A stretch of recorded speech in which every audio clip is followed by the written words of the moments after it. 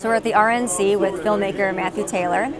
You directed Clinton Cash, and you are coming out with a new film, Government Gangsters. What's it about, and why did you decide to make this film? Government Gangsters is based off Kash Patel's riveting book by the same name, Government Gangsters. And what it kind of outlines is all of the deep state's mechanics and how they work, and basically how the heads of these departments have been bouncing around in the system for decades and kind of converged on to this timeline against Donald Trump.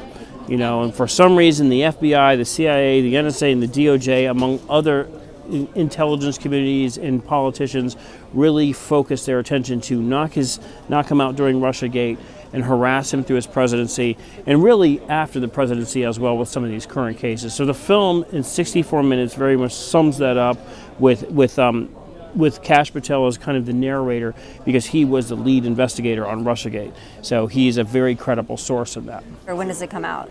So it is launching tomorrow at the RNC, at the Miller High Life Theater. It is available for pre-order at warroom.film, and then it releases on the 19th. And then there'll be screenings around the country. So we have a screening in Dallas and Austin and some other places with Kash and myself. And so it's basically Steve Bannon hasn't made a film in a number of years. So this is his first film in a number of years. And of course, Steve is not with us at this point in time because of Soviet-style lockup. But this is his latest film, and it's pertinent to the election because the film starts with Hillary Clinton's emails, which was a 2015 scandal, and then of course moved into Russiagate, which was based around Fusion GPS and the Steele dossier. And so we are in an election year again. It has been 8 years since this happened, so they tried to stop him then. Why would they not try to stop him now? What would be the most important thing that you want viewers to take away from it? Like, what's the bombshell in the film? Mm-hmm. The bombshell is really that these agencies have no accountability to the people. They have no accountability to you or me or anybody, but they can operate with vast resources to do anything they want. Because if they can go after a president, they can go after anybody. There is a part of the film that does talk about some of the people who were rounded up at J6, but the crazy thing about January 6th is some of the people who have been rounded up weren't even there. And this is a thing that was put into play by the FBI, which is utilize their resources to just target people of this movement, whether it's MAGA or not MAGA. The point is that if you even don't like Donald Trump, these systems are still there and can target you if they just don't like something about you. And so it's not entirely about Trump, whether you like him or not. It's about whether these systems see you as a threat in any way. And that's what we would really like to reform, so that they don't have the power to do so.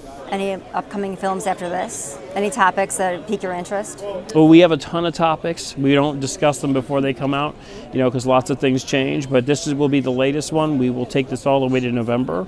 And again, we did a film. We did Clinton Cash in 2015-16. We did a film on Hunter Biden called Riding the Dragon. And this one kind of sums everything up with Government Gangsters. So this is a very long journey to get to this point. Would you say that we have a two-tier justice system in the United States? I think that, look, I'm a pragmatic political operative for many years, and I like to have understandings of how these systems work, and of course, I think most people in the government are actually not corrupt.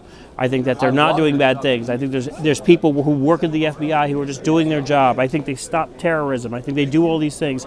But there are a couple people in there at the top and a couple nameless bureaucrats that have bifurcated the system into a two-tier system of justice.